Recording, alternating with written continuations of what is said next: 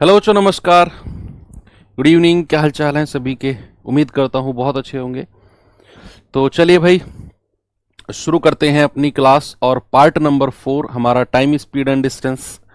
एक ऐसा चैप्टर जो थोड़ा सा बड़ा कह सकते हैं, लेकिन चीज़ें ठीक है। इसमें ना टाइप बहुत सारे हैं, इस वजह से ये चैप्टर थोड़ा सा बड़ा होगा।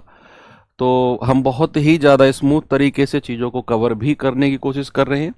और आप लोग अगर जिस तरीके से आपको मैं बता रहा हूँ उस तरीके से चीज़ें आगे बढ़ाएंगे तो चैप्टर डेफिनेटली आपको क्लियर हो जाएगा। एक होमवर्क दिया था भाई कल मैंने आपको, तो जल्दी से आप मुझे इसका आंसर बता दो। क्या आप लोगों का आया था? एवरेज स्पीड यानी कि औसत गति की कहानी हम लोगों की चल रही थी, और काफ़ी हद तक बहुत सारी चीज़ें हम इसमें कर चुके हैं। कल से हम लोग इस चैप्टर में जो ट्रेन यानी कि रेलगाड़ी संबंधित सवाल हैं उनको करेंगे, है ना। तो सवाल करा, किसी यात्रा का 1/4 सफर 45 किलोमीटर प्रति घंटे की औसत गति से 1/3 48 किलोमीटर प्रति घंटे की औसत गति से और बाकी बची यात्रा को 50 किलोमीटर प्रति घंटे की गति से तय किया जाता है। पूरी यात्रा का औसत गति किलोमीटर प्रति घंटे में क्या होगा? देखो यहां हमें ना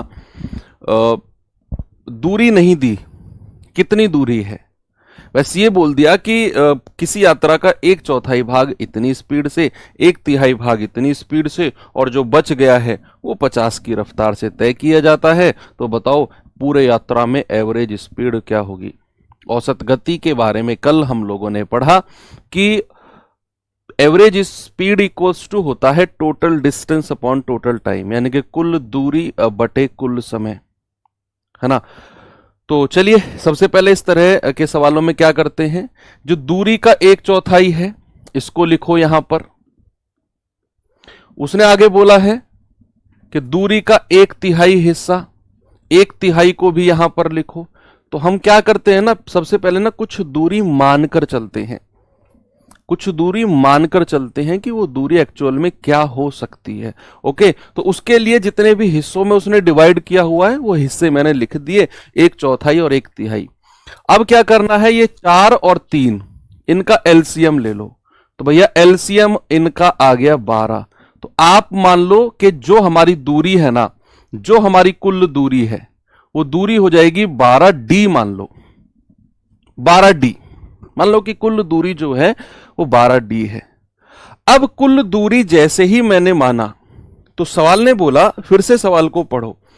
उसने कहा यात्रा का 1/4 हिस्सा 45 किलोमीटर प्रति घंटे की स्पीड से, तो 12D का 1/4 हिस्सा कितना हो जाएगा?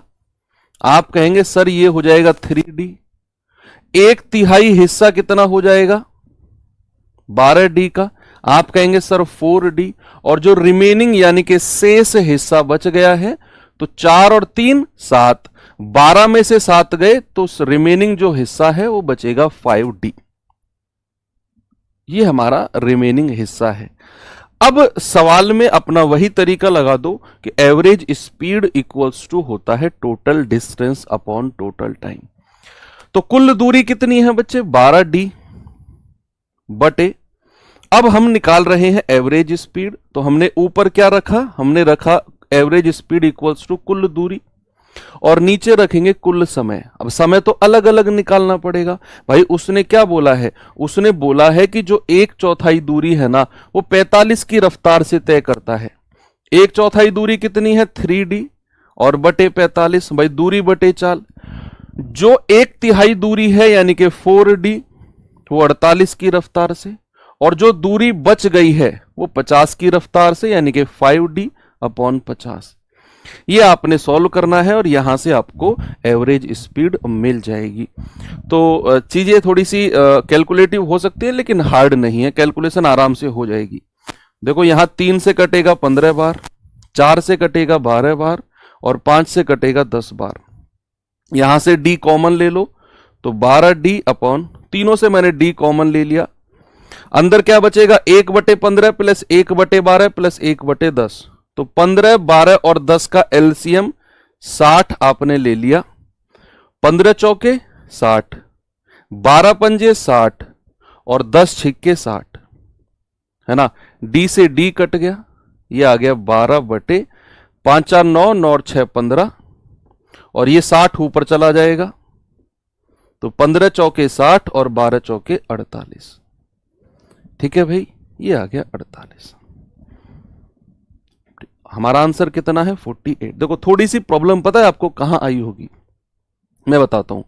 1/15 प्लस 1/12 प्लस 1/10 को जोड़ने में जो मैंने ये जोड़ा है, तो मैं अलग से आपको बता देता हूं। 1/15 प्लस 1/12 प्लस 1/10, इस तरह के जोड़ने में अक्सर बच्चों को प्रॉब्लम बनती है।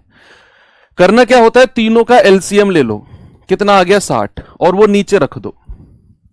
फिर पहला स्टेप क्या करना है, जो ये 60 है ना, 60/15 करो। 60/15 कितना आ गया 4, और इस 4 की गुणा इसके न्यूमरेटर में कर दो, तो कितना आ गया 4, यहां लिख दो, प्लस ऐसे ही 60/12 करो, कितना आ गया 12 पंजे 60, और इस 5 की गुणा इसके न्यूमरेटर में करो, 5 एकम 5, यहां लिख दो। ऐसे ही 60/10 करो, 10 छिक्के 60, और 6 की गुणा इसके न्यूमरेटर में कर दो, ये आ गया 6 एकम 6। ये सब चीज लिख के नहीं करना है आपने, ये आपने दिमाग में कैलकुलेशन करनी है। तो यही चीज मैंने डायरेक्ट यहां पर लिखी थी, ये वाली। ओके, तो ये हमारा आंसर आ गया 48। ये अच्छा क्वेश्चन है, अगर आपके एग्जाम में बना एक अच्छा लेवल का सवाल, तो ये उसके लिए प्रबल दावेदार होगा। चलिए अगला सवाल करते हैं भाई। 3-4 क्वेश्चन अभी हमारे एवरेज स्पीड के बचे हुए हैं, ये करके फिर मैं आपको एक अगले टाइप की तरफ लेकर चलूंगा। ये सवाल देखिए, सवाल है कि रुखसाना 6 किलोमीटर प्रति घंटे की गति से अपने घर से शहर गई, लेकिन उसी रास्ते से वापस आते समय उसकी गति 5 किलोमीटर प्रति घंटे थी। सेम रास्ते से घर से शहर गई और उसी रास्ते से वापस आ गई। अरे सर, ये तो वही वाली बात हो गई कि एक स्थान से दूसरे स्थान जाना और वापस आ जाना। एवरेज स्पीड होता है 2ab upon a plus b, है ना। उसने कहा कि आने जाने में उसे टोटल जो है 16.5 घंटे लगे, तो आपसे कह रहा है कि रुखसाना शहर से कितनी दूर रहती है। चलो यहां पर हम जानते हैं कि ये उसका होम है, ये मार्केट है, तो घर से मार्केट गई। मैंने कहा डी यूनिट डिस्टेंस, वो घर से मार्केट गई कितने की रफ्तार से, 6 किलोमीटर पर आवर की रफ्तार से, और मार्केट से घर आई 5 किलोमीटर पर आवर की रफ्तार से। सवाल ने आपसे बोला कि जाने में और आने में टोटल उसको 16.5 घंटे लगे, 16.5 घंटे। अब आप एक बात जानते हैं कि जब भी ऐसा केस आपको मिले तो वहां पर एवरेज स्पीड का फॉर्मूला होता है 2ab upon a plus b, और एवरेज स्पीड का मतलब होता है total distance upon total time. भाई हमें यह जरूरत क्यों पड़ी, देखो एवरेज स्पीड का ही मतलब 2ab upon a plus b होता है, और एवरेज स्पीड का ही मतलब कुल दूरी बटे कुल समय होता है। मैं इन दोनों को बराबर करूंगा, क्यों, क्योंकि मुझे दोनों की गति दी हुई है a b की, मुझे कुल समय दिया हुआ है 16.5 घंटे, तो यहां से मैं कुल दूरी निकाल लूंगा, और मुझसे तो एक साइड की दूरी पूछी है, घर से शहर की दूरी, उसको आधा कर दूंगा, इसीलिए मैंने इन दोनों को बराबर किया। तो 2ab यानी कि 2 गुणा 6 गुणा 5 अपॉन 6 प्लस 5, और कुल दूरी कितनी है बच्चे, टोटल डिस्टेंस, देखो डी जाने का और डी आने का, तो टोटल डिस्टेंस है 2d, और टोटल टाइम कितना लगा है 16 दूनी 32 और 1 33/2 घंटे। ये 2 ऊपर जाकर मल्टीप्लाई हो जाएगा, ये कितना होगा 6 पंजे 30 दूनी 60 बटे 11 बराबर 2 दूनी 4d बटे 33। तो 11 से कटेगा 11 तिया 33, 4 से कटेगा 15 चौके 60, और क्रॉस में मल्टीप्लाई होगा 15 की 3 में, तो d कितना मिलेगा 15 तिया 45। तो हमारा जवाब है 45 किलोमीटर उसके घर से उसके मार्केट की दूरी। कोई दिक्कत है बच्चे? आगे बढ़े। यस, दो तीन अच्छे अच्छे क्वेश्चन भी हैं इसमें, कैसे देखते हैं जरा। ये सवाल देखिए, एवरेज स्पीड का ही है ये भी।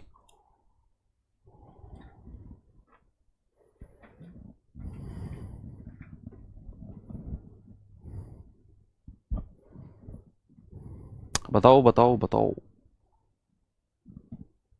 2D कैसे आया बच्चे? कुल दूरी होती है, देखो आप घर से मार्केट जाओ, 2 किलोमीटर है आपके घर से और मार्केट, और वापस आ जाओ, और मैं आपसे पूछूं कितने किलोमीटर तुम चले हो, तो आप 2 किलोमीटर कहोगे या 4 किलोमीटर?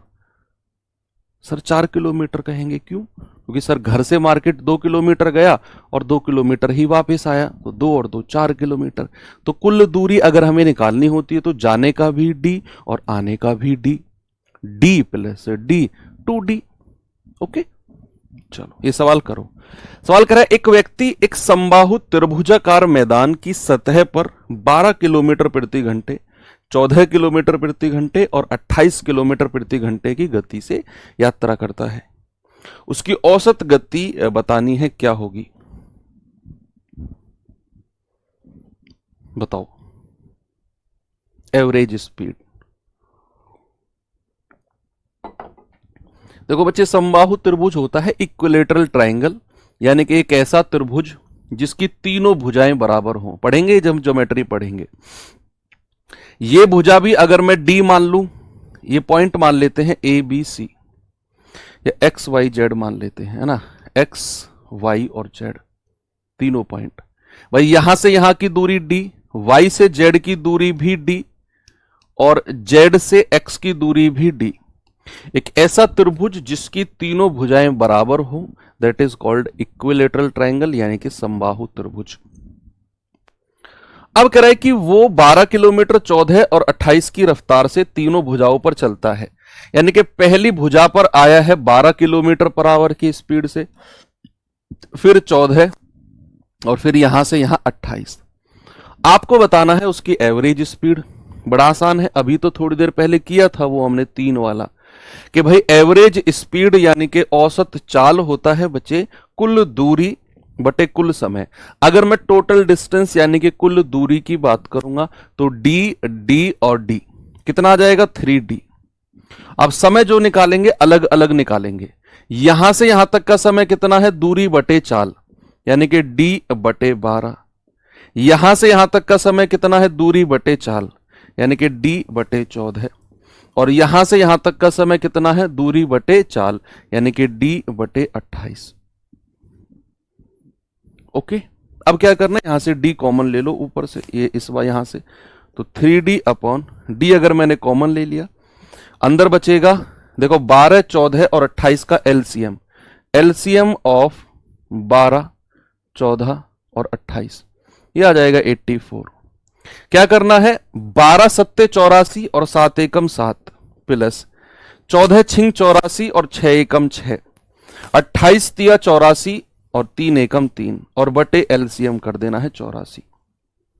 डी से डी कट गया, क्या मिलेगा? 84 ऊपर जाके गुणा हो जाएगा, 3 गुणा 84 बटे 7 और 6 13, 13 और 3 16। ये जाएगा आपका 4 चौके 16, 4 दूनी 8, 4 एकम 4, 21 तिया 63 बटे 4, तो 15 पॉइंट समथिंग जाएगा। 3 4 सत्ते 28, 75। ऑप्शन नंबर 3 आपका सही जवाब है। ओके, आ गया सभी का, वेरी गुड। एक और सवाल दूं ऐसा ही, ये सवाल देखिए भाई जरा।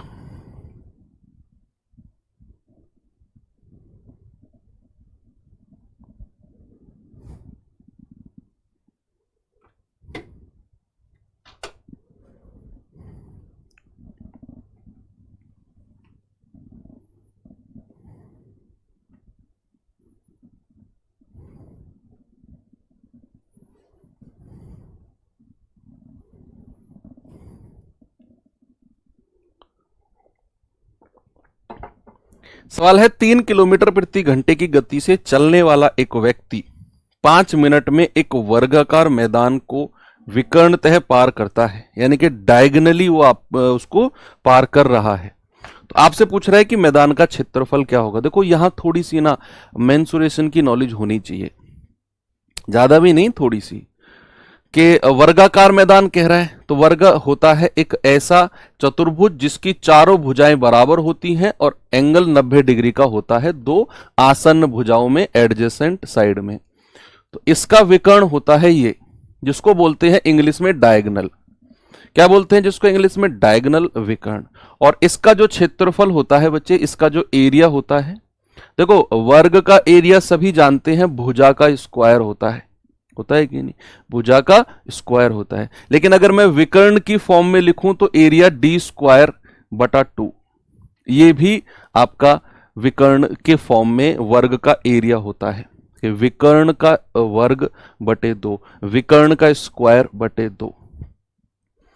अब सवाल ने आपसे बोला है कि व्यक्ति जो है ना डायगनली चलता है, यानी कि यहां से और यहां उसे पहुंचना है और इस रास्ते से जाएगा, और उसकी जो चाल है बच्चे वो 3 किलोमीटर प्रति घंटे है।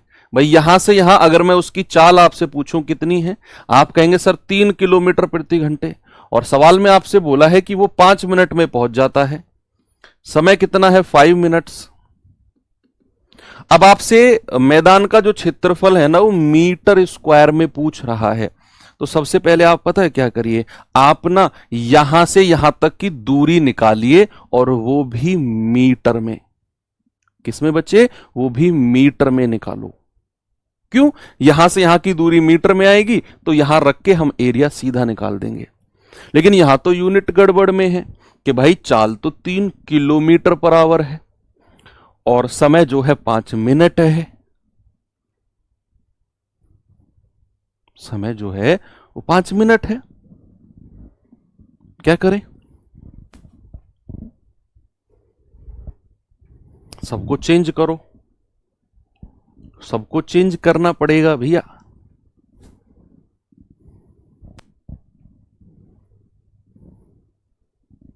चलो देखते हैं कि भाई हम जानते हैं दूरी बराबर क्या होता है? डिस्टेंस इक्वल्स टू होता है स्पीड इनटू टाइम। भाई स्पीड कितनी है? 3 किलोमीटर पर आवर। इसको अगर मैं मीटर पर सेकंड में बदलूंगा तो 5/18 से गुणा करना पड़ेगा। भाई मीटर पर सेकंड के लिए तो 5/18 से गुणा करना पड़ेगा कि नहीं? मीटर पर सेकंड में बदल दिया। और ये 5 मिनट का समय है। इस 5 मिनट को अगर मैं सेकंड में बदलूंगा तो मुझे 60 से गुणा करना पड़ेगा। मिनट को अगर सेकंड में चेंज करते हैं तो 60 से मल्टीप्लाई करते हैं। ओके, बस अब यहां से जो भी दूरी आएगी वो मीटर में आएगी। तो काटा पीटा करो भैया। 3 छिंग 18, 6 धाम 60 और 5 पूरे 25 धाम 250। यानी कि जो दूरी हमको मिली है, डायगोनल की जो वैल्यू मिली है यहां से यहां तक, वो 250 मीटर है। 250 मीटर। अब बस एरिया यहां रख दो। एरिया पूछा है आपसे 250 का स्क्वायर बटा 2। देखो 25 का स्क्वायर होता है 625, भाई इस 25 का, और एक जीरो का वर्ग मतलब 2 जीरो, और बटे 2। 2 तिया 6, 2 एकम 2, 2 दूनी 4, 2 पंजे 10 और 0, यानी कि 31,250 मीटर जो होगी वो इसका क्षेत्रफल होगा इस वर्ग का, मीटर स्क्वायर। तो ऐसे सवाल भी अक्सर पूछे जा सकते हैं। ये तो सेम क्वेश्चन है। चलिए आते हैं बच्चे अगले टाइप की तरफ, और थोड़ा सा आसान टाइप कह सकते हो। इसको मैं सवाल से ही आपको बताऊंगा। ये सवाल देखिए जरा। ऐसा सवाल मतलब कभी कभी देखने को मिल जाता है, तो इसका मैं आपको डायरेक्ट फॉर्मूला बताऊंगा इस तरह के सवालों का। आप जस्ट सवाल को पढ़ो। सर जी 18 कहां से आया? लखविंदर सिंह, ऐसी बात करोगे तुम भाई? अब शुरू से क्लास नहीं देखी ना तुमने? यस, देखो पता चलेगा 5 कहां से आया, 18 कहां से आया।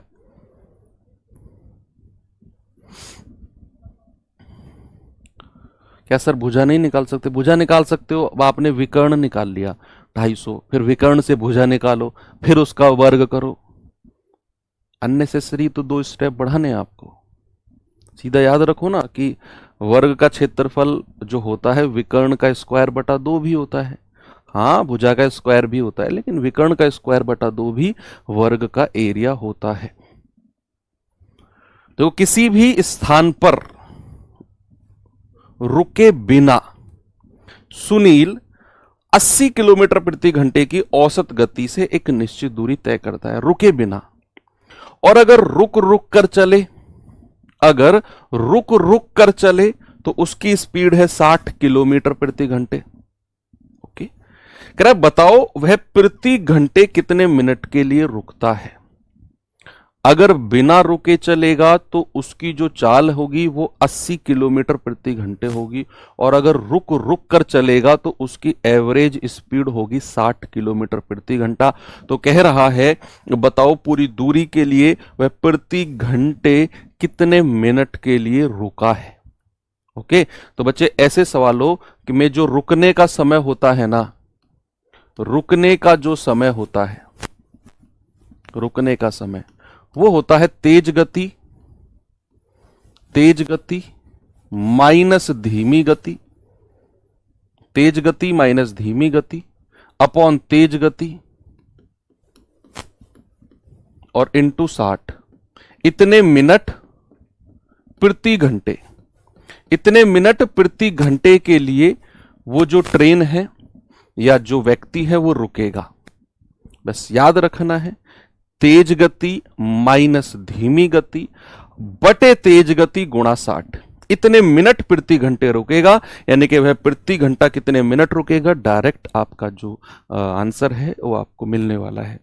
तो यहां तेज गति कितनी है बच्चे 80, धीमी कितनी है 60, और तेज कितनी है 80 और गुणा 60। तो यह आएगा 20 बटे 80 गुणा 60, 20 तिया 60, सॉरी 20 चौके 80 और 4 से जाएगा 15 चौके 60, यानी कि 15 मिनट प्रति घंटे वो व्यक्ति जो है रुकेगा। 1 घंटे में 15 मिनट के लिए रुकेगा। ठीक है, आगे बढ़े। चलो ये सवाल बताओ जरा।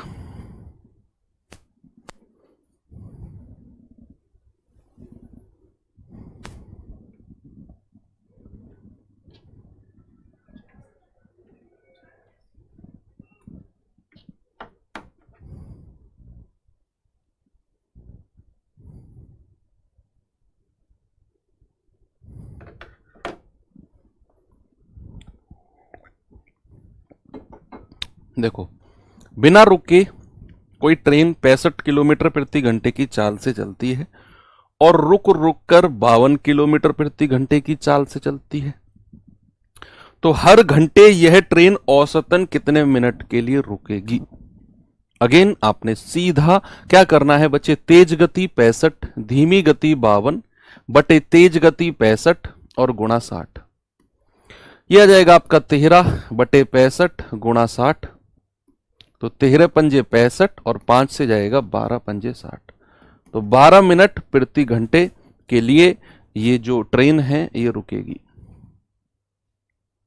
ओके, एक और सवाल दूं, ये सवाल देख लीजिए।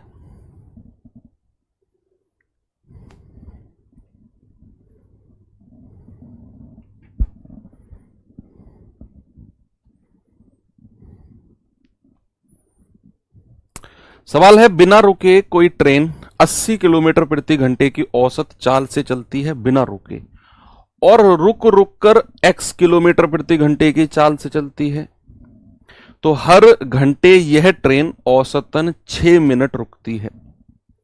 तो बताओ x का मान क्या होगा। देखो, जब ट्रेन बिना रुके दौड़ रही है ना तो उसकी चाल ज्यादा होगी, और जब रुक रुक कर दौड़ रही है तो उसकी औसतन चाल कम होगी। इसका मतलब है जो x की वैल्यू है ना 80 से तो कम ही है। तो हम जब अपना फॉर्मूला लगाएंगे कि तेज गति माइनस धीमी गति बटे तेज गति और गुणा 60 और बराबर कितना मिनट आ गया, 6 मिनट प्रति घंटे बराबर 6। तो यहां से आपको क्या करना है, बस x का मान निकालना है और कुछ भी नहीं है। तो यहां से जाएगा 20 तिया 60 और 20 चौके 80, 3 से जाएगा 3 दूनी 6 और 4 की गुणा 2 में करेंगे तो 4 दूनी 8 आ जाएगा। 80 माइनस एक्स बराबर 8। तो x कितना आ जाएगा, 8 इधर जाकर माइनस हो जाएगा, 80 माइनस 8 यानी कि 72।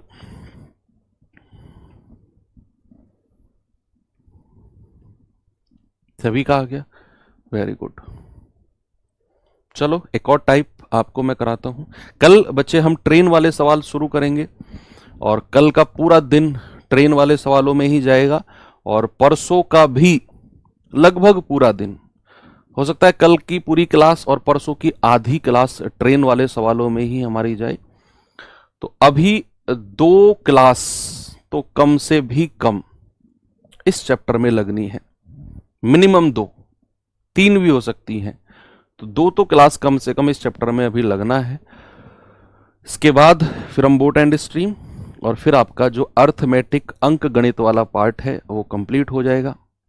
यानी कि 25 सवालों में से अगर मैं आपसे कहूं तो 19 से 20 सवाल का मटेरियल आपका तैयार हो चुका होगा। बाकी जो 5 से 6 सवाल बचते हैं, एडवांस मैथ से केवल 5 से 6 क्वेश्चन पूछे जाते हैं। एएलपी और जो टेक्नीशियन की आप तैयारी कर रहे हैं, 5 से 6 सवालों के लिए कितना बड़ा एडवांस मैथ पढ़ना पड़ता है, ज्योमेट्री पढ़ना, मेंसुरेशन पढ़ना, अलजेब्रा पढ़ना, ट्रिग्नोमेट्री पढ़ना, केवल 4, 5, 6 सवालों के लिए। तो हम मतलब मैं उतना डीप जाकर आपको एडवांस मैथ नहीं पढ़ाऊंगा, बहुत ऊपर ऊपर से जो भी आपके एग्जाम के लिए इम्पोर्टेंट है चीज़ें, वो चीज़ आपको मैं रिवाइज करा दूंगा। क्योंकि एडवांस मैथ को अगर हम बहुत डिटेल में जाकर पढ़ेंगे, जितना डिटेल में हमने अर्थमेटिक को पढ़ा है, तो अगले फिर हमें 2 से 2.5 महीने चाहिए होंगे कम से कम। तो 2.5 महीने में हम केवल 5 नंबर का मटेरियल पढ़ें, इस बात का कोई सेंस तो बनता नहीं है ना। तो मैं आपको मतलब एक बोल सकते हैं ना एडवांस मैथ का निचोड़ हर चैप्टर का वो कराऊंगा। ऐसा नहीं कुछ छोड़ूंगा या जो भी है, मतलब जो भी मुझे लगेगा। अब मैं प्रीवियस ईयर एनालिसिस अभी कर रहा हूँ आपके एडवांस मैथ की, तो वहाँ से जो भी मुझे लगेगा, रेलवे के हर एग्जाम की मैं एनालिसिस कर रहा हूँ। हर एग्जाम में रेलवे के में एडवांस मैथ से क्वेश्चन जहाँ से पूछा जा रहा है उसकी समरी बनाकर आपके नोट्स तैयार करूंगा मैं, डोंट वरी। देखो टाइप 8 पे 7 पे चलते हैं बच्चे, किस तरह के सवाल हैं जरा देखो।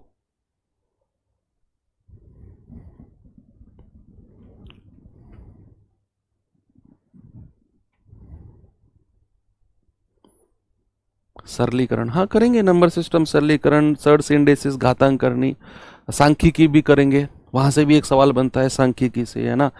तो स्टैटिस्टिक्स से भी एक सवाल आपका डेफिनेटली बनता है ना, जो mean, mod, median, mean deviation, है ना, मीडियन का डेविएशन, ये सब से एक सवाल आपका कंफर्म बनता ही बनता है। तो वो भी आपको मैं कराऊंगा, उसके लिए भी आपने टेंशन नहीं लेनी है। कंफर्म रेलवे का मैंने जो भी एनालिसिस किया, मैंने देखा कि यार सांख्यिकी से एक सवाल तो बना ही बना है, मीन मॉड मीडियन का एक सवाल तो दिया ही दिया है उन्होंने हर शिफ्ट में, मोस्टली शिफ्ट में। तो वो भी करेंगे, सब कुछ दिमाग में है, टेंशन ना लो आप।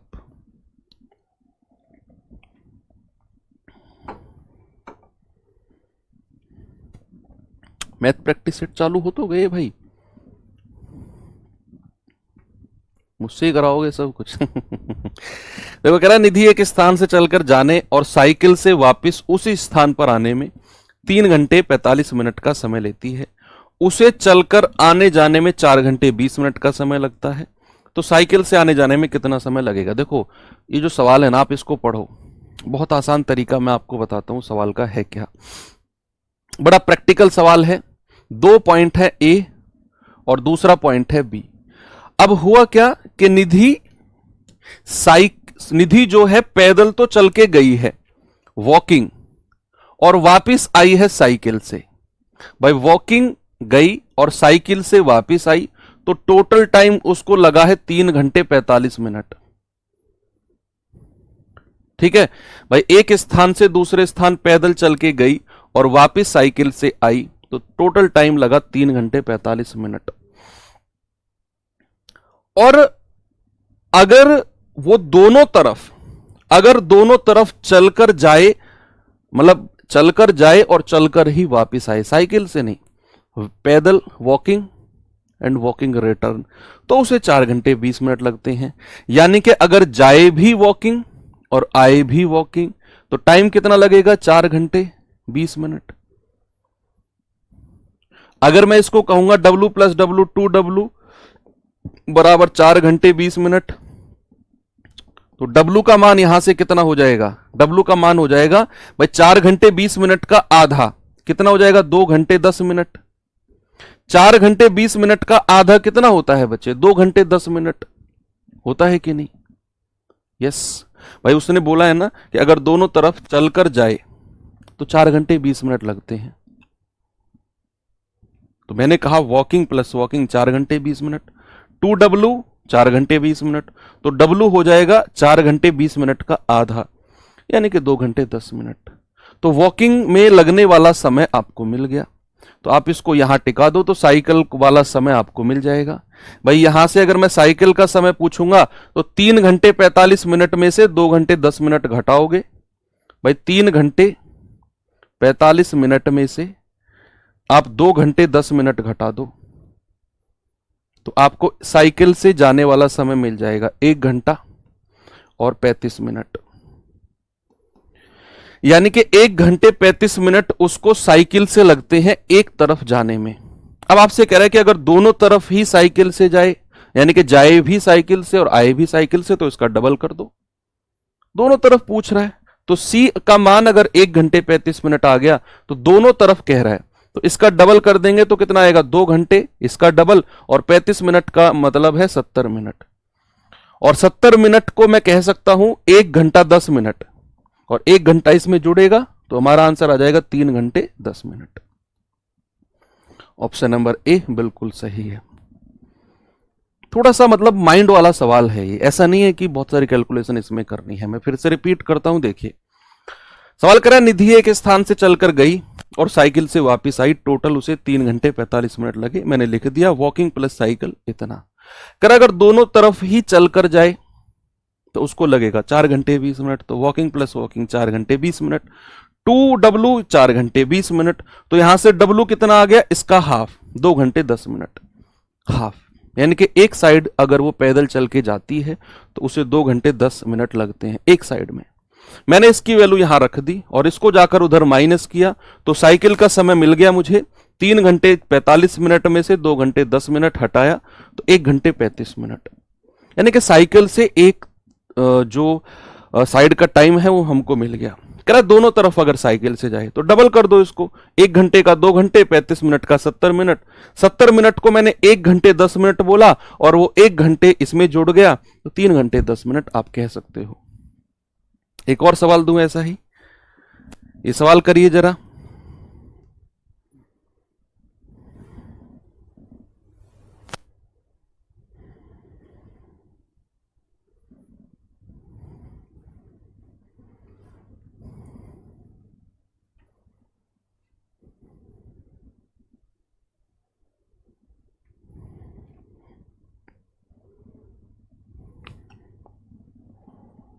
हां, ऐसा भी कर सकते हो, बिल्कुल।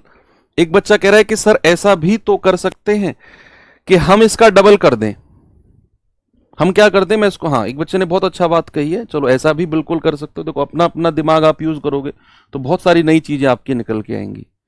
एक बच्चा कह रहा है कि सर हम ऐसा भी तो कर सकते हैं, हमें क्या चाहिए?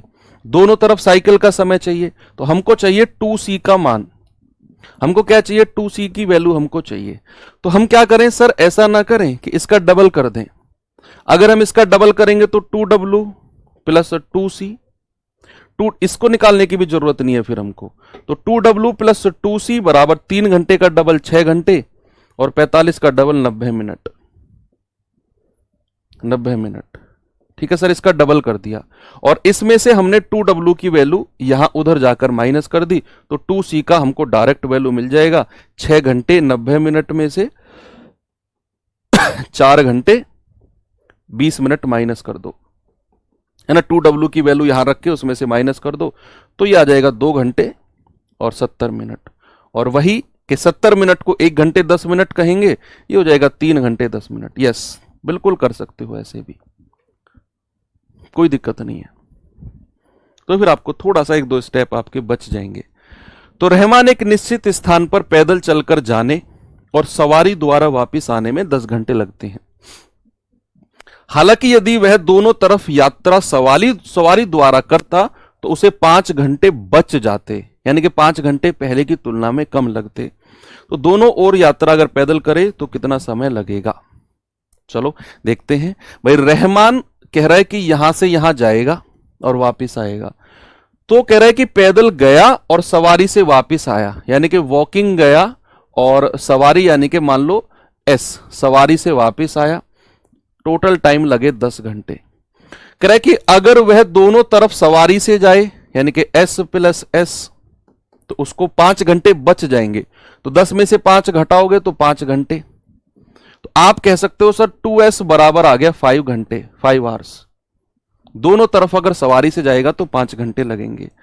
अब हमसे पूछा है कि दोनों तरफ अगर पैदल जाएगा, तो यानी कि 2w का मान हमसे पूछा है, 2w का। तो बिल्कुल सही बात है, उस भाई की बात भी सही थी कि सर हमको 2w की वैल्यू चाहिए। तो हम अगर इसको डबल कर दें तो 2w प्लस 2s, तो इधर भी 2 से गुणा करना पड़ेगा, यानी कि 20 घंटे। हमने इसको डबल कर दिया, डबल, और फिर यहां से 2s की वैल्यू उधर जाकर माइनस कर दी, तो 2w कितना आ जाएगा? 20 माइनस 5, यानी कि 15 घंटे। तो दोनों तरफ अगर वो पैदल जाएगा तो उसको 15 घंटे लगेंगे। ओके,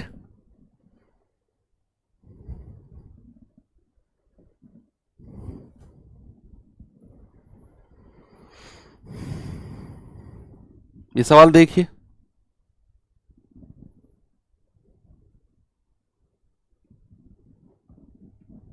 1 घंटा 50 मिनट,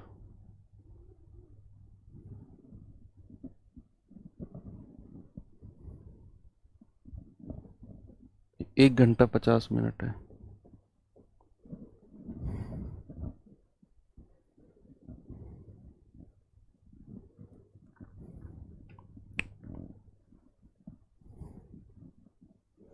सवाल कर रहा है मिसेज विजया को अपने शुरुआती स्थान से एक निश्चित गंतव्य स्थान तक पैदल जाने और पुनः दौड़कर आने में, रनिंग, देखो गई तो वॉकिंग है भाई, पैदल और वापस रनिंग, तो पैदल जाने में और रनिंग से वापस आने में टोटल उसको लगे हैं 1 घंटा 50 मिनट। कोई प्रॉब्लम नहीं है, ठीक है। अब कह रहा है कि अगर वह दोनों ओर जाने में और आने में पैदल चले तो भाई साहब उसे 12 घंटे 20 मिनट लगेंगे, यानी कि पैदल दोनों तरफ, तो उसको लगेंगे 12 घंटे 20 मिनट। हमको क्या निकालना है कि दोनों तरफ अगर दौड़कर जाए, दोनों ओर अगर दौड़कर जाएगा, तो भाई हमसे पूछ रहा है 2 रनिंग, 2 आर की वैल्यू हमसे पूछ रहा है, जाने में भी आर और आने में भी आर। तो यहां से 2w कितना आ गया? 12 घंटे 20 मिनट। हम क्या करेंगे कि इसको डबल कर दो, इसको डबल कर दो। तो इसको अगर हम डबल कर रहे हैं तो 2w प्लस 2r, ये हो जाएगा 2 घंटे और 100 मिनट।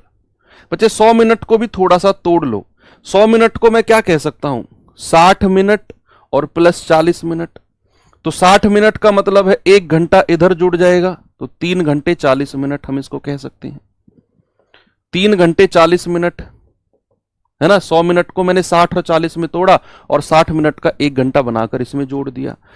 अब हम क्या करेंगे, हमें मिल गई 2w और 2r की वैल्यू। हम इस 2w की जो वैल्यू दी हुई है, हम, कुछ गड़बड़ है यार इसमें, है ना, कुछ गड़बड़ तो है समय में, क्योंकि इसमें से ये माइनस होगा ही नहीं 2r की वैल्यू, कुछ तो इसमें गड़बड़ है। फिर यहां ये 1 घंटा नहीं है, क्योंकि यहां गायब है ना हिंदी में, तो तथा क्यों कह रहा है ना कि पता नहीं कितने घंटे और तथा 50 मिनट, तो मैंने यहां से देखा तो कुछ तो यहां गड़बड़ है,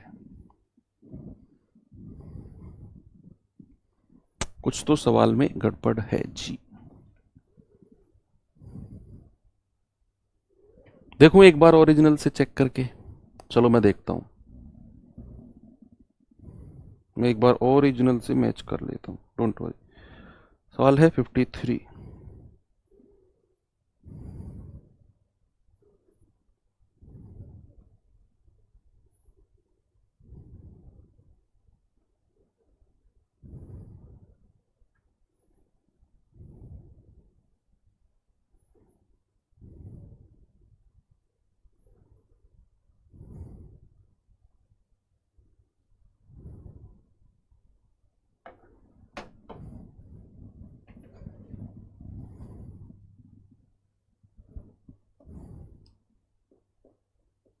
अब करना है एक बार सवाल को जरा, 9 घंटे 50 मिनट अब करना।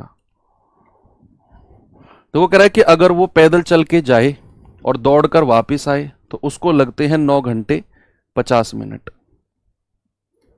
और अगर दोनों तरफ वो पैदल जाए तो उसको लगते हैं 12 घंटे 20 मिनट। यानी कि 2W की वैल्यू हमको मिल गई। हमें चाहिए किसकी वैल्यू, 2R की वैल्यू दोनों तरफ दौड़ के। तो हम इसका डबल कर देंगे, तो 2W प्लस 2R बराबर कितना हो जाएगा, 9 दूनी 18 घंटे और 50 दूनी 100 मिनट, है ना। इसका डबल कर दिया हमने, डबल। और फिर 2W की वैल्यू इसमें से माइनस कर दी, तो 2R की वैल्यू कितनी आएगी, 18 घंटे 100 मिनट और उसमें से 12 घंटे 20 मिनट माइनस कर दो। तो आप कहेंगे सर 6 घंटे और 80 मिनट। 80 मिनट को मैं क्या कह सकता हूं, 1 घंटे 20 मिनट। 80 मिनट को क्या कह सकते हैं, 1 घंटा 20 मिनट। तो 1 घंटा इसमें जुड़ जाएगा, तो 6 और 1 7 घंटे 20 मिनट हमारा जवाब हो जाएगा। कहीं ऑप्शन में है क्या, ये रहा, उसको 9 कर लेना, ठीक है, ओके।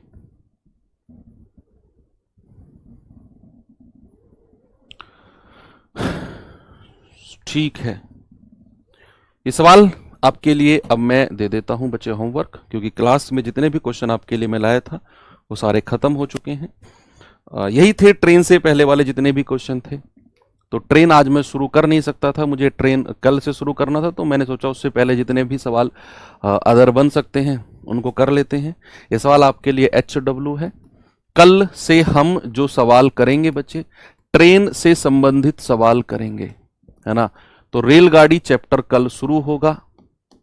आप लोग बहुत दिन से रेलगाड़ी रेलगाड़ी कह रहे थे, सर रेलगाड़ी कब सवाल कराओगे, रेलगाड़ी कब, रेलगाड़ी कब।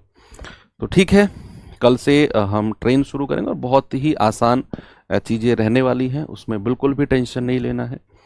तो मिलेंगे कल के सेशन में। थैंक यू, बाय बाय, जय हिंद।